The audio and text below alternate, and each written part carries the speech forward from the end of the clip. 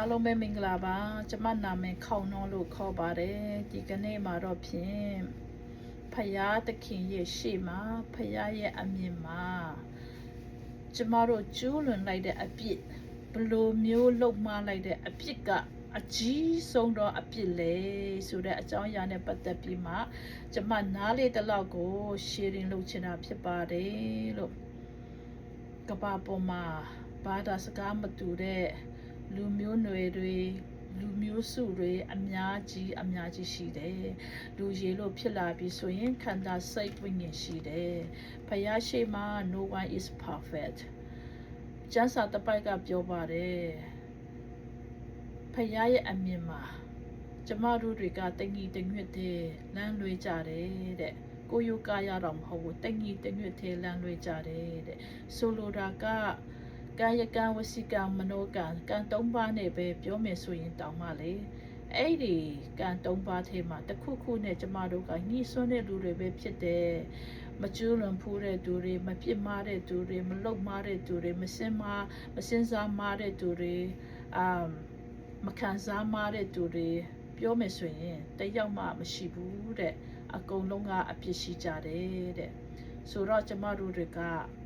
ကေတင်ရှင်ကိုလိုတာဖြစ်တယ်ကိုယ့်အကိုစူးစမ်းလို့မရဘူးကိုယ့်အကိုကေတင်လို့မရဘူးအဲကြောင့်ကေတင်ရှင်လိုတာဖြစ်ပါတယ်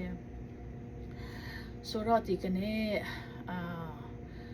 ကျမပြောပြချင်တာကတော့ကျမတို့လူတွေရဲ့အမြင်မှာကြည့်လိုက်လို့ရှိရင်သူများကိုအသက်သွေးချောင်းစီခိုင်းတာတွေသူများအသက်တက်ဖြတ်တယ်ငင်းပန်းနှိပ်စက်တာတွေမတော်မတရားပြုကျင့်တာမတင်းကျင့်တာတွေလိမ်လေတာတွေခိုးတာတွေမူရစေဝါတွေတောက်တော့ပြီးမှလေဖယားရှိမှပြစ်မှားနေကြတဲ့သူတွေဖယားမဖြစ်စေချင်တဲ့အရာလုပ်နေတဲ့အရာအားလုံးကကျမတို့အမြင်မှာတော့အယံတိတာတယ်လေနော်အဲ့ဒါကိုအပြစ်မကောင်းဘူးဆိုပြီးမှကျမတို့မြင်တယ်ဆိုတော့ဒီအရာတွေကလည်းဖယားသခင်ရှေ့မှာအပြစ်လားဆိုရင်အပြစ်ပါပဲအဲဆိုတော့ကျမ်းစာတစ်ပိုက်မှာပြောထားတဲ့အတိုင်းပဲ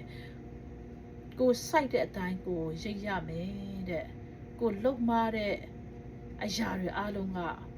ကိုရဲ့အပြစ်ဒဏ်ကိုကိုကပြန်ခံဖို့ရှိပါတယ်လို့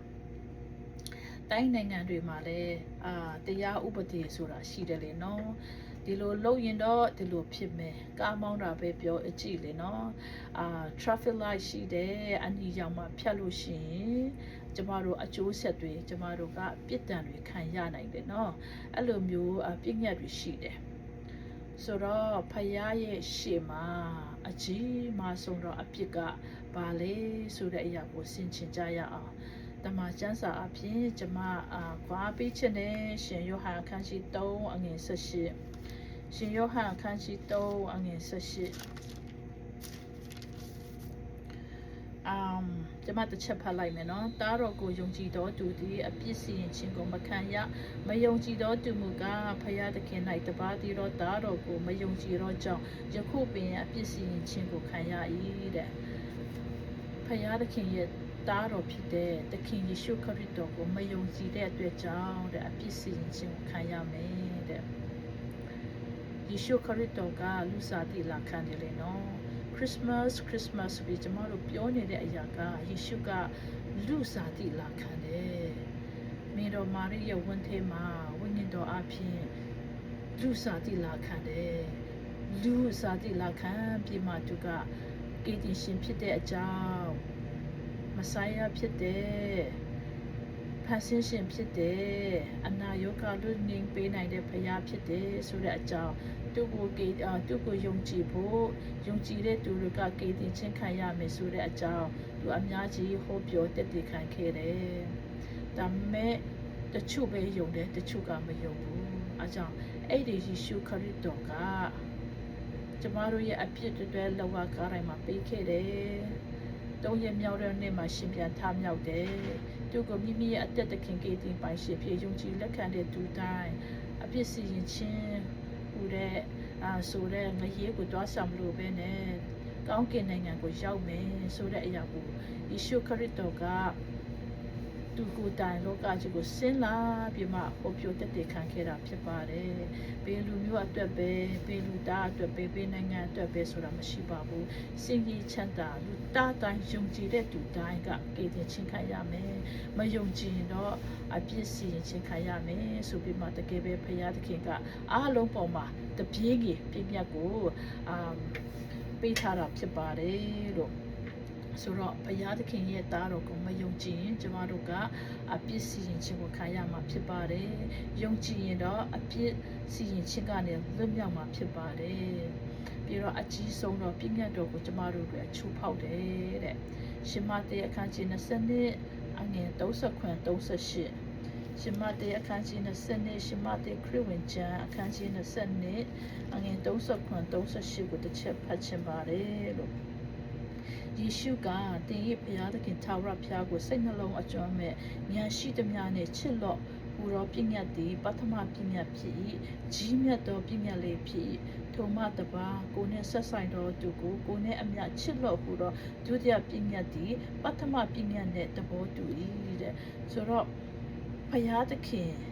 ထာဝရဘုရားကိုစိတ်နှလုံးအကျွမ်းမဲ့ဉာဏ်ရှိသမျှနဲ့ချစ်ဖို့တဲ့ကျမတို့တကယ်ရောချစ်နိုင်လားစဉ်းစားဖို့လိုပါတယ်အဲ့ဒီပြညတ်ကိုကျမတို့ချိုးဖောက်နေတဲ့လူတွေဖြစ်မနေကြဘူးလားကိုယ်နဲ့ဆက်ဆံတဲ့သူတွေကိုလည်းကျမတို့တကယ်ပဲချစ်နိုင်ရလားဆိုတော့ကျမတို့အဲ့ဆိုရင်ဘယ်လိုလုပ်ရမလဲဆိုဖယားရှိမှပြန်တိုးဝင်ပြီးမှဖယားရဲ့ခွန်အားကျမတို့တောင်းခံဖို့လိုပါတယ်အဲ့ခါကျမှပဲကျမတို့ကတရှင်တော်ဝိညာဉ်ရဲ့လမ်းပြမှုကိုခံယူတဲ့အခါကျမှပဲကျမတို့ကထာဝရဘုရားကိုစိတ်နှလုံးအကျွမ်းမဲ့ကျမတို့ကချစ်နိုင်မှာဖြစ်ပါတယ်ကိုနဲ့ဆက်ဆံတဲ့သူတွေကိုလည်းအဲ့ခါကျမှကျမတို့ချစ်လာနိုင်မှာဖြစ်ပါတယ်ကိုယ့်ရဲ့ခွန်အားနဲ့ကတော့ကိုတိုင်တောင်မှမချစ်နိုင်ဘူးကိုမိသားစုတောင်မှမချစ်နိုင်တဲ့အကျင့်တွေအများကြီးရှိတယ်လေနော်ဆိုတော့ဖယားသခင်ရဲ့ပြည့်ညတ်တော်ကိုချိုးဖောက်ခြင်းကလည်းအပြစ်ဖြစ်ပါတယ်လို့ပြီးတော့နံပါတ်3အချက်တန်ရှင်တော်ဝိညာဉ်တော်ကိုပြမခြင်းအဲ့ဒါလည်းရှင်မဿဲခရစ်ဝင်ကျမ်းအခန်းကြီး7အငယ်31ကနေ32မှာတစ်ချက်ဖတ်ချင်တာဖြစ်ပါတယ်လို့ထို့ကြောင့်ငါဆိုဒီကပြစ်မှားတော့အပြစ်ဖယားကိုကဲ့ရဲ့တော့အပြစ်အမျိုးမျိုးတို့နဲ့လွတ်စေခြင်းအခွင့်ကိုလူတို့တွေရနိုင်ကြ၏ဝိညာဉ်တော်ကိုကဲ့ရဲ့တော့အပြစ်နဲ့လွတ်စေခြင်းအခွင့်ကိုလူတို့တွေမရနိုင်ကြလူသားကိုနှုတ်ဖြစ်ပြစ်မှားတော့သူရဲ့အပြစ်ကိုလည်းလွတ်နိုင်ကြ၏တန်ရှင်တော်ဝိညာဉ်တော်ကိုနှုတ်ဖြစ်ပြစ်မှားတော့သူရဲ့အပြစ်ကိုယခုဘဝနောင်ဘဝမလွတ်နိုင်တဲ့ဆိုလိုတာကဖယားကဝိညာဉ်ဖြစ်တယ်ရှင်ယောဟန်ခရစ်ဝင်ကျမ်းအခန်းကြီး4အငယ်24မှာပြောထားတယ်လေနော်ဖယားသခင်ကဝိညာဉ်ဖြစ်တယ်ဆိုတော့ဖယားကိုကိုးကွယ်တဲ့သူတွေကနာဝိညာဉ်နဲ့၎င်းတစ္ဆာနဲ့၎င်းကိုးကွယ်ဖို့ရန်ကျမတို့ကိုတွင်တင်ထားတာဖြစ်ပါတယ်တန်ရှင်တော်ဝိညာဉ်တော်ကိုပြစ်မှားတယ်လို့ပြောတဲ့အခါမှာတန်ရှင်တော်ဝိညာဉ်တော်ဖယားကလည်းဖယားဖြစ်တယ်သုံးပါးတဆူဖယားဖြစ်တယ်ခမဲတော်ဖယားသားတော်ယေရှုဖယားတန်ရှင်တော်ဝိညာဉ်တော်ဖယားသုံးပါးတဆူဖယားဖြစ်တယ်ဒီတန်ရှင်တော်ဝိညာဉ်တော်ကိုကျမတို့ကပြစ်မှားတဲ့အပြစ်ကအခုဘဝနောင်ဘဝမလွတ်နိုင်ဘူးဆိုတဲ့အရာကပါလေဆိုရင်ဖယားကိုအကန့်စလုပ်တယ်ဖယားကိုမယုံကြည်ဘူးမလက်ခံဘူးမကိုးကွယ်ဘူးအဲ့လိုမျိုးဆိုရင်တော့ကျမတို့တွေကအပြစ်စီရင်ချင်းခံရဖို့ရှိတာဖြစ်ပါတယ်ဆိုတဲ့အကြောင်းအရာနဲ့ပတ်သက်ပြီးမှာပေါ့နော်ခွာအားပေးချင်တာဖြစ်တယ်ဒီနေ့ကျမပြောသွားတဲ့အချက်၃ချက်ထဲမှာအဓိကအချက်ကတော့ဖယားသခင်ကိုမယုံကြည်ခြင်းအပြစ်ကတရားစီရင်ခြင်းကိုကျမတို့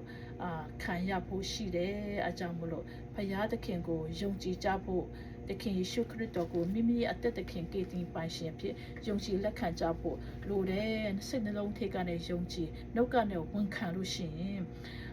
ဖယားရဲ့သားသမီးဖြစ်ခွင့်ရတာဖြစ်ပါတယ်ဆိုတဲ့အကြောင်းအရာကိုဒီနေ့ပြောပြချင်တာဖြစ်ပါတယ်ဆိုတော့